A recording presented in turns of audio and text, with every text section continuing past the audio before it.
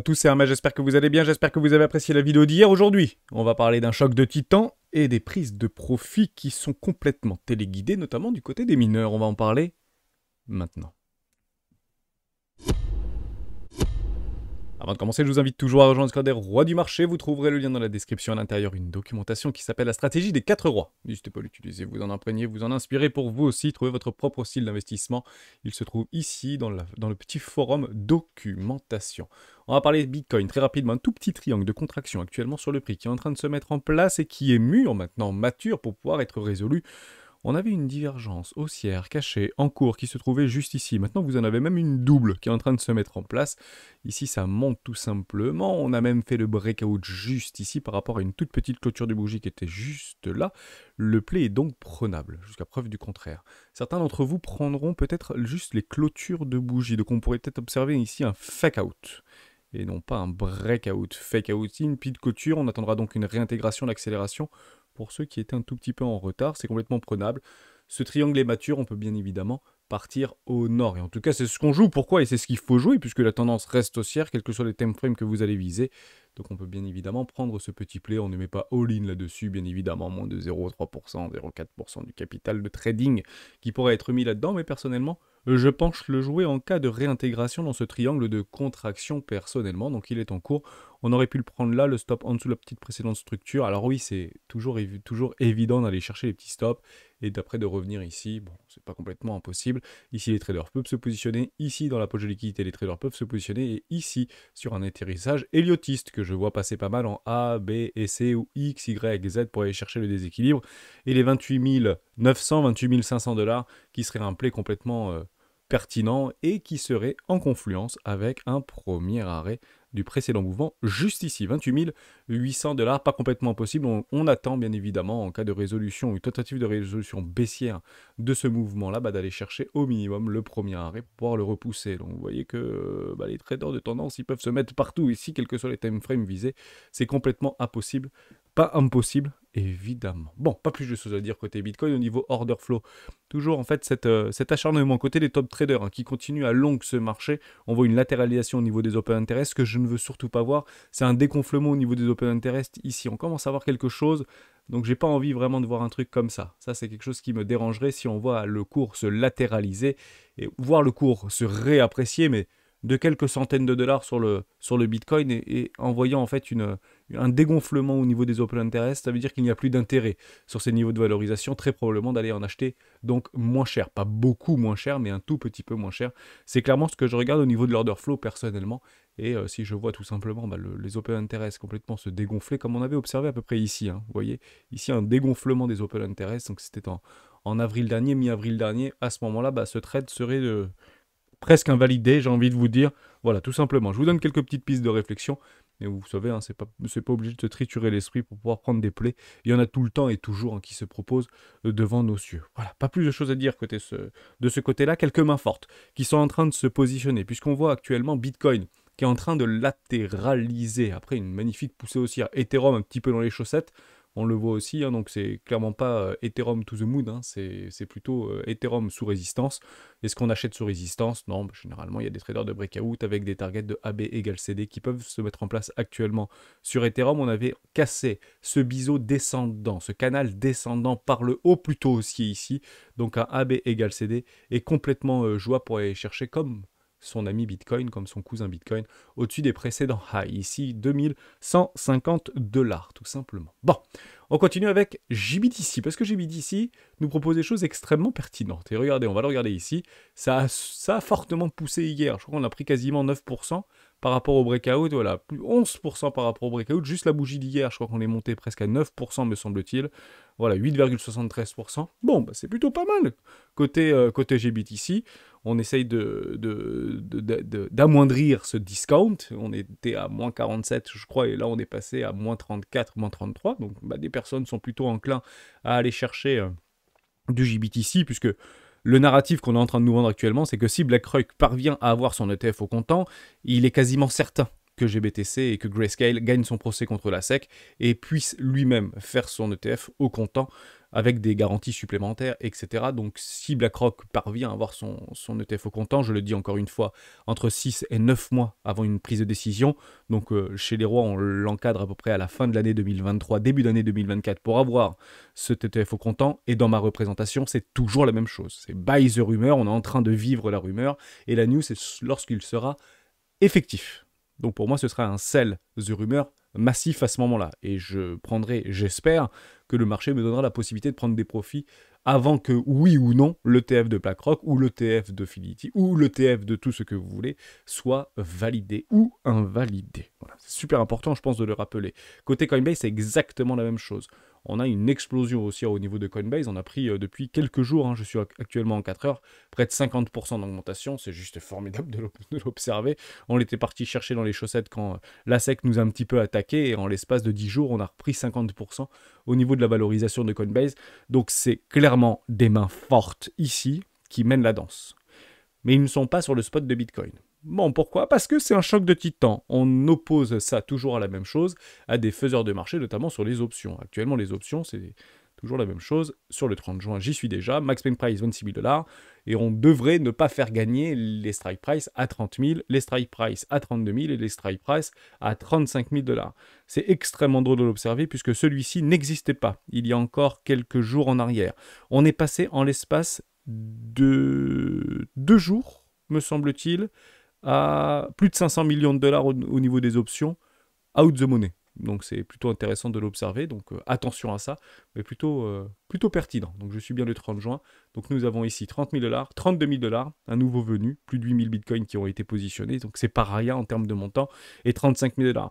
Peut-être qu'on attend incessamment sous peu une explosion haussière, je n'en sais strictement rien pour aller détrôner les opérateurs de marché, c'est pas mince à faire, et si ça se produit, c'est pas riche. Je vous le dis franchement, si on vient en fait à vouloir break out les 31 000 $, 31 500 $ en vue d'une accélération, ne vous mettez pas devant. Vraiment, hein, puisque là, c'est pas des petits portefeuilles qui se positionnent sur ces niveaux de valorisation, et dans 2 jours, c'est terminé. Nous sommes le 28, dans 2 jours, expiration des options, et on voit des 32 000 $, avec 8 000 bitcoins, on voit du 8 000 bitcoins sur les 30 000 $, et on voit du 9 600 bitcoins sur les 35 000 $. Plutôt pas mal à observer ici. Donc, ils ont la main pour pouvoir éventuellement tenter de pousser ce marché. En tout cas, il y a des mains fortes. Ça, c'est quelque chose qu'on peut observer. Pourquoi? Parce qu'on le déduit de GBTC et notamment de Coinbase. On continue avec une news extrêmement intéressante. Et je vous en parle et j'aimerais remettre un point d'honneur par rapport à ça. Et après, on répondra au petit questionnaire que je vous avais passé hier. Attention, Bybit scam. George Marshall, c'est un trader, investisseur relativement connu aux States, qui est passionné de crypto-monnaie depuis le dernier FOMO de 2017, donc 2016-2017. Et il a eu une mésaventure avec Bybit. Donc ils nous ont mis une sacrée tartine par rapport à Bybit.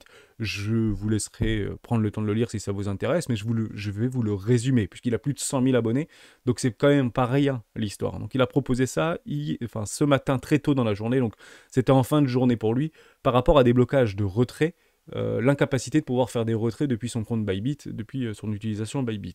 Ensemble, on lui a demandé de prouver que les fonds venaient bien de lui sur une carte bancaire qu'il n'a pas utilisée, avec des virements qu'il est passé par une plateforme qui finalement, la plateforme qui est partenaire de Bybit il y a 1 an, n'a pas fait le paiement par rapport au virement qui a été fait. Donc les sous ont été saisis directement sur Bybit. Impossible de faire le retrait parce qu'en fait, Bybit n'a soi-disant pas reçu l'argent. Bon, grosso modo, il explique toute sa mésaventure. Il placarde de partout Bybit scam, et il y a Benzu, dans les 2 heures qui ont suivi, a répondu ceci. Aussi simple que ça. Vous pouvez essayer de vous retirer maintenant. Désolé pour la confusion. Bybit prendra la perte et intentera une action en justice avec Legend Trading. Désolé pour le problème. Legend Trading, c'est un courtier ou je crois que c'est ça, un courtier ou une banque qui permet en fait de valider les virements de votre compte bancaire vers ou une banque pour pouvoir faire des virements sur Bybit.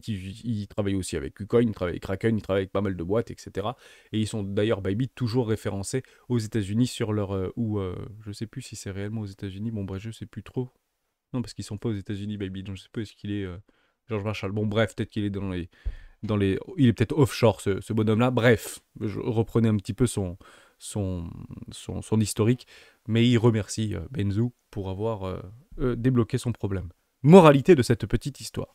Je vous invite très fortement, si vous avez Et si vous rencontrez des problèmes, que ce soit avec Swissborg, que ce soit avec Bybit, que ce soit avec Ledger, que ce soit avec qui vous voulez, je suis en relation avec eux. Et j'ai des facilités à pouvoir avoir des réponses que vous pouvez avoir du mal à recevoir si vous passez directement par le service client, qui sont en fait des énormes plateformes de téléperformance, et c'est toujours difficile de ne pas avoir des mails qui sont complètement copiés-collés d'un problème à un autre. Donc passez par moi, avec grand plaisir de vous aider si vous rencontrez le moindre problème. Nous avons déjà réglé ensemble au sein de la communauté directement sur le Discord des rois du marché des problématiques de ce type-là et de cet ordre-là.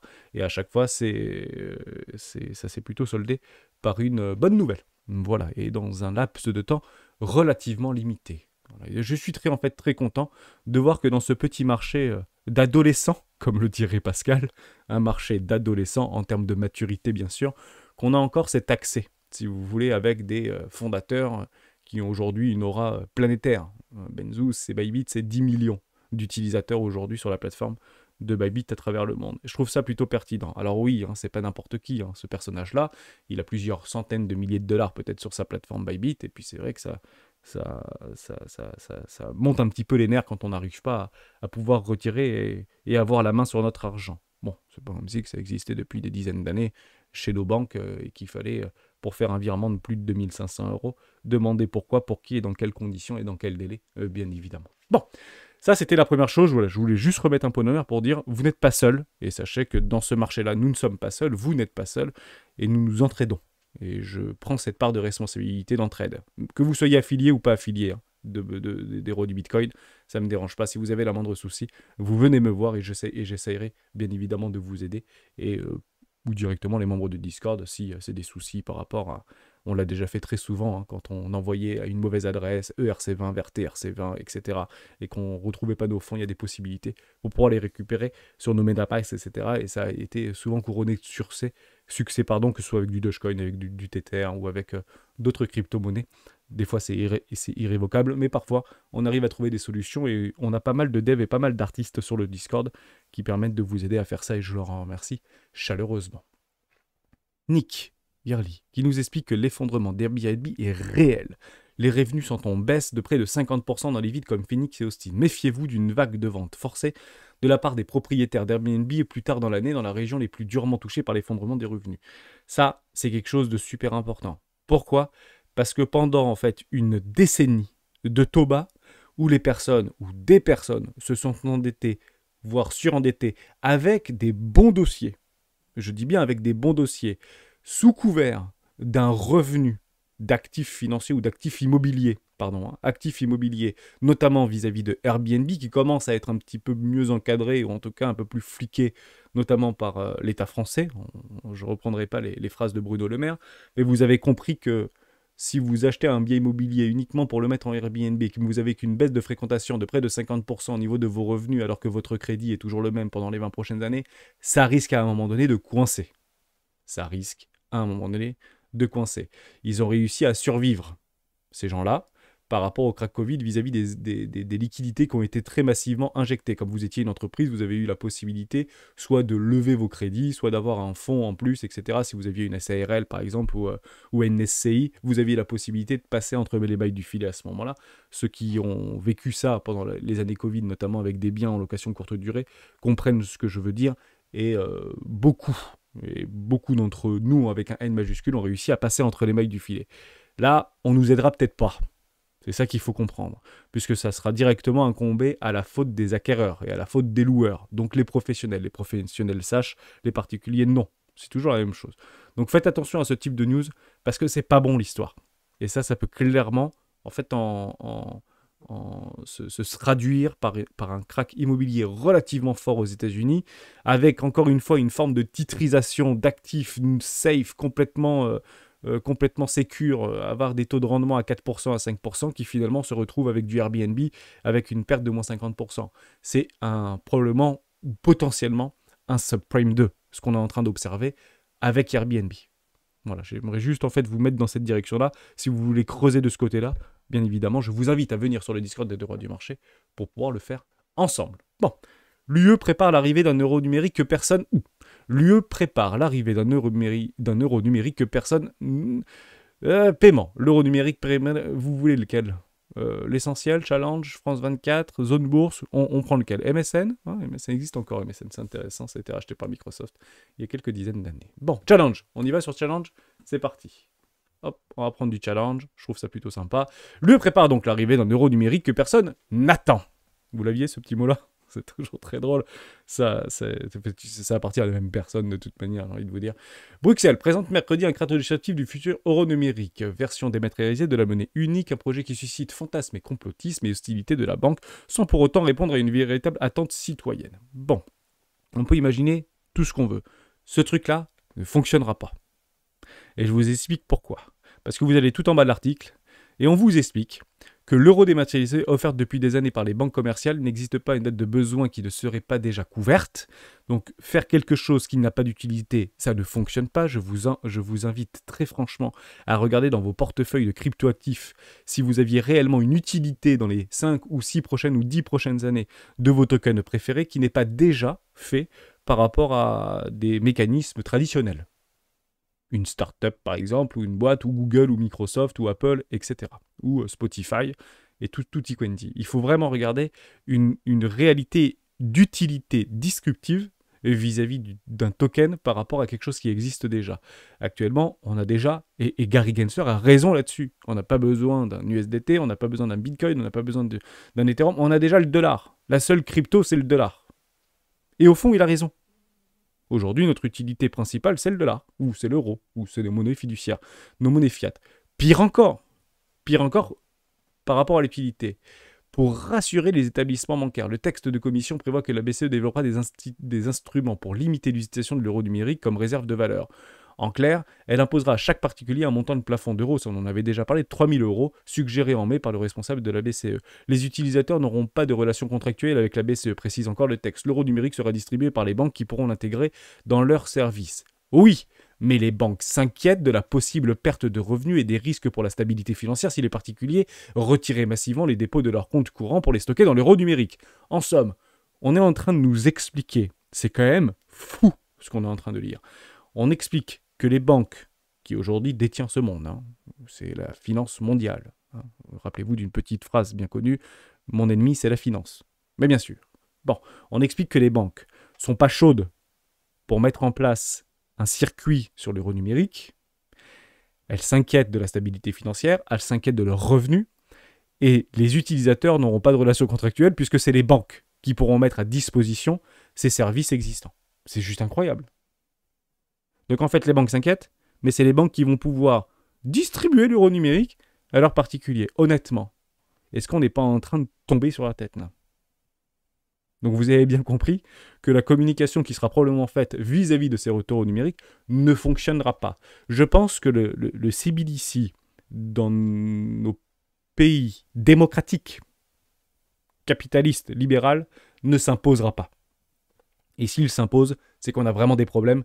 Et dès lors, je précommande très fortement à se gaver de Bitcoin, tant qu'il n'est pas encore trop cher. Ça ne pourra se faire que dans des pays totalitaires, dans des formes de dictature. Et, exemple, la Chine, oui. Eux, ils peuvent l'imposer. C'est pas très compliqué, hein. Vous remplacez tous les salaires des fonctionnaires, et Dieu sait à combien il y en a en Chine, des militaires, etc., en yuan numérique, et vous pouvez l'imposer. Mais vous imaginez bien que pour la stabilité financière dans toutes nos banques aujourd'hui privées, de vouloir en fait se tirer un boulet dans le pied pour proposer un euro numérique, ça ne fonctionnera pas. En Chine, ça peut marcher. Quasiment toutes les banques en Chine, toutes les banques systémiques de Chine sont publiques. Donc il n'y a aucun problème avec ça. C'est pas le cas en Europe et c'est pas le cas aux États-Unis. Voilà, je voulais juste vous remettre dans ce contexte-là parce que c'est bien de faire des lois pour faire des lois, mais aucune espèce de peur par rapport aux monnaies numériques de banque centrale, au niveau de leur imposition, au niveau de tout ce que vous voulez. Voilà, je voulais juste vous remettre dans ce contexte-là. J'espère vous avoir aidé. On parle aussi de Riot. Ça, c'est une super news. Riot Platform investit 162 millions de dollars pour se préparer au prochain bull run. Est-ce qu'ils savent quelque chose que nous ne savons pas? Bon, c'est cyclique, on a bien compris qu'on devrait revoir du Bitcoin un peu plus valorisé que les 30 000 dollars dans quelques années. En tout cas, on touche du bois, on espère d'ici 2025. même plus de 60 000 $, pourquoi pas, hein, sait-on jamais. Les leaders du minage donc a décidé de passer commande pour pas mal d'ASIC, notamment plus de 33% supplémentaires, donc une augmentation de près de 30% enfin de plus 50%. Une augmentation de plus de 35%, on va passer ainsi de 12,5 à 20% par rapport à leur parc actuellement, donc c'est quasiment double up par rapport à ce qu'ils ont actuellement en puissance de H. Livraison fin d'année, donc décembre 2023, et on voit quelque chose en parallèle, c'est ceci sur Glassnode. Les mineurs enregistrent actuellement une interaction exchange extrêmement élevée, envoyant un ATH de 128 millions de dollars aux exchanges, ce qui équivaut à 315% de leur revenu quotidien. En somme, les mineurs envoient extrêmement massivement des bitcoins sur les exchanges. C'est pas pour faire joli. C'est pas pour sauver Binance qui est un petit peu dans l'œil du démon depuis maintenant quelques mois, et Gary Gensler a envoyé la première slave. Aujourd'hui, on parle de la Belgique, on parle aussi de l'Australie qui sont en train de couper en fait au niveau de Swift, l'équivalent du SEPA. Enfin, je sais pas ce que c'est là-bas. Enfin, pour faire des virements de l'échangeur Binance aux Australie, c'est plus possible. Ils se sont fait un petit peu casser, couper les jambes là-bas. Bon, Binance un petit peu dans l'œil du démon actuellement, mais les échangeurs en fait envoient très massivement des bitcoins. Oui, c'est normal, c'est pour les vendre. Donc si vous ne voulez pas vendre lorsque le cours va vous proposer de prendre des take profits si vous ne le faites pas, eux le feront. Alors oui, ils envoient massivement des bitcoins dans la montée. Ils ont des grandes quantités de bitcoins à vendre. Ils ne peuvent pas le faire quand ça baisse, ils le font généralement quand ça monte et quand il y a une forme de hype. Si vous prenez par rapport à cette forme de hype, il y a toujours 3 étapes. Il y a toujours le coup de massue ou l'arrachement haussier que personne ne voit arriver, qui est parfaitement initié par les whales. Ça, il n'y a aucun problème avec ça. Il y a le deuxième flux acheteur qui en fait là est dans une forme de perplexité par rapport à l'ensemble du retail et des petites mains qui sont actuellement sur ce marché, donc inférieur à 1 million de dollars. Et généralement, on tente même de le shorter parce qu'on a souvent des billets extrêmement bears. Et en fait, on attend pour un troisième flux, généralement le plus violent, qui peuvent s'apparenter à une forme de bulle ou à une forme de FOMO exagérée. C'est au moment où les bears passent boule. Et généralement, on sait bien quand c'est le retail qui passe de bear à boule. Généralement, les gros passent de bear à boule très rapidement. Pourquoi? Parce que c'est eux en fait qui décident de passer boule à passer bear ou de passer bear à passer boule. Et généralement, les mains plus faibles, si vous voulez, ou les plus petits portefeuilles, donc inférieurs à 10 millions, 1 million de dollars, généralement prennent beaucoup de temps à passer boule. Ça monte, donc ok, ça monte, donc ça ne fera que monter. Et puis on va chercher des objectifs bien plus hauts. Faites attention à ça, c'est toujours la même chose. Et on l'a vu sur ce deuxième flux acheteur, que c'est plutôt les whales qui l'ont maintenu, qui ont poussé ce Bitcoin dans des objectifs de zone, ou en tout cas par rapport au précédent high, jusqu'à preuve du contraire, et qu'on commence tout juste, mais je dis bien tout juste, à voir les plus petits portefeuilles commencer à réagir. Généralement, c'est à eux qu'on leur vend beaucoup, parce que, ils sont plus nombreux, mais ils sont généralement à l'unisson. On reprend le Fear and Greed, donc on reprend le greed un petit peu en neutre et un petit peu en optimisme, si vous voulez. Donc il faut de l'optimisme pour pouvoir voir le cours s'apprécier. C'est pour ça que si tout le retail est boule, c'est bon qu'il soit boule. Mais c'est pas pour leur faire gagner, c'est pour pouvoir leur revendre, si vous voulez, des bitcoins et des crypto-monnaies qu'on aura patiemment en fait intégrés dans un schéma d'accumulation, puis redistribution, puis réaccumulation, puis expansion. C'est toujours à peu près le même schéma. Donc prenez des profits lorsqu'ils se présentent. Si on commence à voir des explosions au niveau des 100 000, 1000, 10 000, 10 000, 100 000, partez du principe que il faudra peut-être commencer à vendre. Et vous verrez probablement le Bitcoin à 33 000 $, 35 000 $, 34 000 $, ou 36 000 $, voire plus, 40 000 $. Pourquoi pas? Pendant que ces gens-là distribuent tranquillement une grande partie de leur Bitcoin qu'ils ont réussi à maintenir, si vous voulez, bien au chaud pendant cette période de FUD, et des FUD qui ont vu le cours du Bitcoin se déprécier relativement fortement avec des alertes psychologiques très forte, il faut vraiment le comprendre. On n'a pas vécu une belle année 2022, on vit un bon début d'année 2023. Généralement, c'est des rebonds, et parfois considérés comme des rebonds du chat mort, pour que ces gens-là puissent prendre des profits. Vous imaginez bien que BlackRock, qui a mis plusieurs millions de dollars sur la table vis-à-vis de Core Scientific ou Riot, parce qu'ils sont à peu près partout, il faut qu'ils revoient leur argent à coût d'intérêt de 10% ou 15%. On ne connaît pas les bases du contrat, mais quand BlackRock décide d'aider quelqu'un qui est en train de mourir, c'est pas pour lui dire oui, je te fais un petit taux tranquille à 1% et tu me rembourses dans 5 ans. Certainement pas. Certainement pas. Donc oui, on peut parler de manipulation, on peut parler de tout ce que vous voulez. Ce n'est juste jamais différent. Voilà, c'est toujours la même chose. Ceux qui accumulent dans la peur et dans la capitulation revendent sur des objectifs qu'ils se sont visés. Et quand on commence à prendre du plus 100, plus 150% depuis le début de l'année, je pense que c'est un bon moment pour prendre des profits.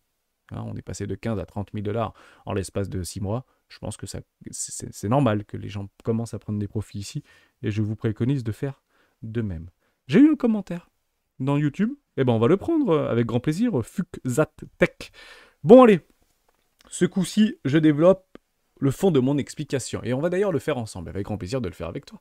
Ça me fait très plaisir de le faire avec toi. Donc, on passe en weekly. Bah, tu te dis, trace juste un seul trait, partant du premier ATH 65 000 dollars à avril 2021, en passant par le top du fonds local 42 000 dollars. Donc la trendline de la résistance pour le triangle, mais en occultant le deuxième ATH de FTX qui a magouillé. Ok, donc ça c'est l'ATH magouille de FTX, pas de problème. On va prendre juste là, comme tu me le demandes, et on va le prendre juste ici. Super. Tu regardes ça en weekly avec Ichimoku Kinkoyo et un bon gros Fibo des familles. On y va. On passe ici en weekly. Je passe donc mon Fibo formidable. Juste là avec Ichimoku Kinkoyo. Je prends par rapport au top jusqu'au bottom. Et je passe en log. Bah tu dis. On passe en log et je te dis ce que je pense. Eh ben on passe en log. Alors déjà la première chose. Lorsqu'on passe en log sur une trendline, en fait c'est justement inexact, si tu veux. Pourquoi? Parce que la bonne façon de tirer un Fibo, enfin de tirer en fait une droite sur un logarithme, bah en fait c'est une courbe descendante. Voilà, en fait ta courbe doit ressembler à ça. Donc c'est inexact, mais je sais que beaucoup le font. Je dis pas que c'est pas bien, je dis pas que c'est bien, je dis juste que ça ressemblerait plutôt à un truc comme ça. Donc en fait ta droite que tu vois passer entre le précédent ATH hors FTX, qui vient chercher ici les 48 000 dollars, et qui vient en fait parfaitement, hein, si on enlève le logarithme, donc vous faites Alt-L, qui passe juste ici, bah vous voyez que c'est exactement ça. En fait, ma droite en Fibo doit ressembler à ça. C'est juste magnifique, hein, vous voyez bien? Donc ça, c'est quelque chose d'exact. Vous voyez cette courbe-là, quand je la passe en non logarithmique, hop, cette courbe est droite. Lorsque je la passe en logarithmique, hop, bah cette courbe elle est plus droite. Donc ceci est vrai, ceci est exact, ceci est inexact, mais gardons-le jusqu'au bout. Tu m'as demandé de tracer un Fibo, ce Fibo devra donc être en logarithmique. Ok, je suis en logarithmique. On peut même en tracer un autre si tu veux. Et je regarde et je mets Ichimoku Kyoko, qu'est-ce que je vois? Bon, je vois que ça va être difficile à passer. Si c'est ta question, ouais, ça va pas être de la tarte. Au niveau de la SSB, on est ici, c'est quand même difficile, et donc tu as ta trade on peut la mettre en grosse, puisque si tu la mets en grosse, ça fait encore plus peur. Donc dire, ok, ça va être difficile à passer, ça va être difficile à passer. Je le dis, je le rappelle. Dans les tendances haussières, tu m'as demandé d'aller en weekly. Donc en weekly, on est bien dans une tendance haussière ici. C'est super important, hein. On achète bien les creux dans une tendance haussière. Donc on fait des bas toujours plus hauts que les précédents et des hauts toujours plus hauts que les précédents. L'objectif des résistances, c'est de les briser. Je rappelle également que les obliques, que les droites, les lignes, les résistances ne sont pas des zones de short en contre-tendance. Ce sont des zones de take profit. Donc prendre un profit ou un take profit ici ne sera pas complètement idiot de le faire. C'est même bon de le faire. Pourquoi? Et d'ailleurs, comme ça latéralise un petit peu, c'est plutôt de bon augure. Parce qu'il y a beaucoup de vendeurs à découvert qui se positionnent ici. C'est logique, mais c'est pas ce qu'il faut faire. Et les gens, en fait, et les gros portefeuilles usent de ces grandes zones d'intérêt que tout le monde voit pour passer de grandes quantités d'ordre. On éclate du beurre pour que les gros puissent prendre des profits. Après, généralement, on a une forme de latéralisation et une expansion, une accélération, généralement gérée par les petits portefeuilles. C'est exactement ce qu'on vient de dire précédemment. Maintenant, on peut faire une autre petite droite. Ichimoku Kinko, il n'y a pas de problème. Tu vois ici, il y a d'ailleurs ma moyenne mobile trimestrielle en 20 périodes et ici ma moyenne mobile mensuelle en 20 périodes. Tu la vois comme moi, la petite jaune ici? Bon, bah, on est exactement dessus. Take profit obligatoire, hein. Si vous avez acheté du Bitcoin sur les 15 000, 16 000 dollars, je sais que vous êtes nombreux à l'avoir fait. Vous avez probablement raison de le faire. C'est des zones de take profit, ça, hein. D'accord, on arrive près d'un 0,50 Fibo. Donc déjà, les 0,50 Fibo, ce sont des retracements qui ne sont pas Fibonacciques, mais qui sont très utilisés par les institutionnels. Hein, c'est clairement les 0,50 qui sont utilisés par les institutionnels. Donc c'est normal qu'on commence à le voir un petit peu bloqué sur ces niveaux de prix ici. Donc en logarithmique, oui, c'est bien du 32 700 dollars. Et en non logarithmique, bah, c'est 42 500 dollars. On pourrait même tracer un autre truc. Je vais juste enlever ici notre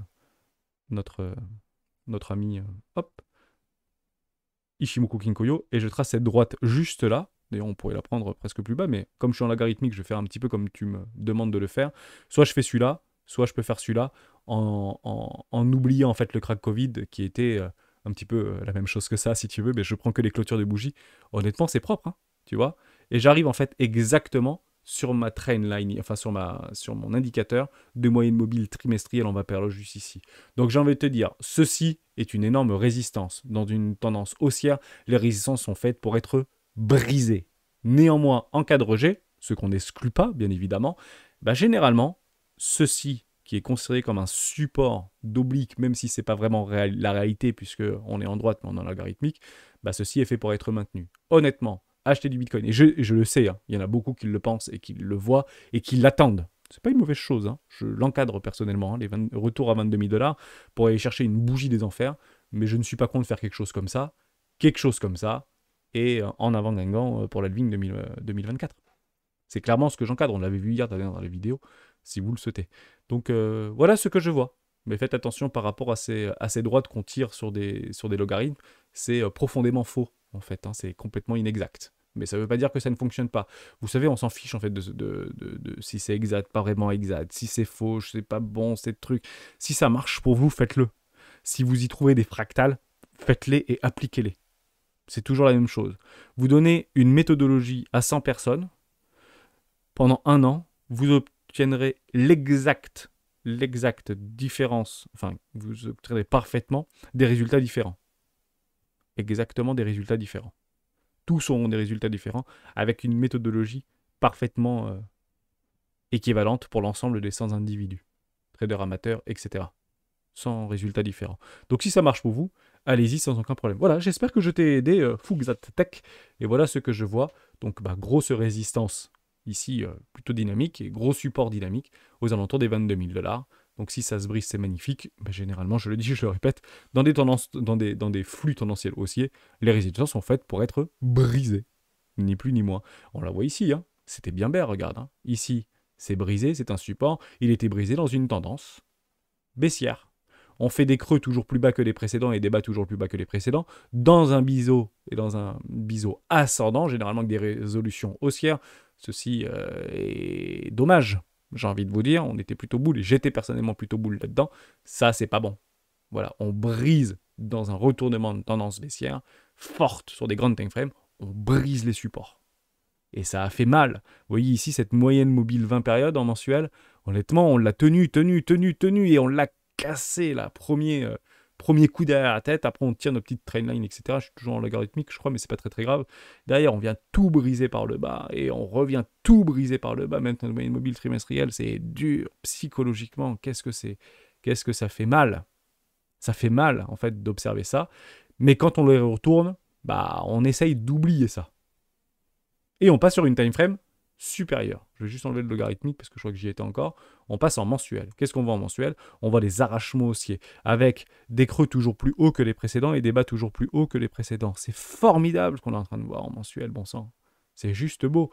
Vous passez donc en trimestriel puisque la time frame reine au niveau de Bitcoin, c'est la trimestrielle. Bon, qu'est-ce qu'on voit au niveau de la trimestrielle? On voit juste un magnifique arrachement haussier, mais tant que le premier arrêt tient, malheureusement, l'objectif pour les bears, c'est de faire un nouveau plus bas. Ici, prenez des profits. 36 000 $. J'ai un TP de longue. Mon plus gros TP de longue sera ici sur les 382. Ça ne veut pas dire qu'on ne peut pas aller beaucoup plus haut. Mais c'est toujours la même chose. Si on vient à casser en fait les 382, les 0,5 et on revient chercher en fait les déséquilibres juste ici, parce qu'il y a des énormes déséquilibres, nous y serons bombants trimestriels, en fait on relance le bull market. On relance le bull market, le bull run, oui, mais ça ne veut pas dire qu'on ne peut pas aller tester dans une zone de rechargement d'achat. Ça ne veut pas dire qu'on ne peut pas venir chercher et tester dans une zone de rechargement d'achat. Ok? Voilà pour ça. Bon, j'espère que je vous ai aidé. J'ai pas plus de choses à dire. J'espère que j'ai réussi à répondre à pas mal de vos questions. On reste là-dessus. Juste une toute petite chose, oui, si vous voulez, j'ai répondu à tous les questionnaires au niveau des rois du Bitcoin. Vous le trouvez sur le Discord, ça permet de mieux me connaître et de mieux vous connaître. On est plus de 4000 à avoir répondu à ce questionnaire et je vous en remercie infiniment. Si vous voulez le remplir, c'est directement disponible dans Règles Bienvenue, juste là au niveau du Discord, et je continuerai tranquillement à les récupérer. Merci à tous d'avoir suivi cette vidéo jusqu'au bout, on se retrouve demain dans une prochaine vidéo des rois du Bitcoin. Ciao.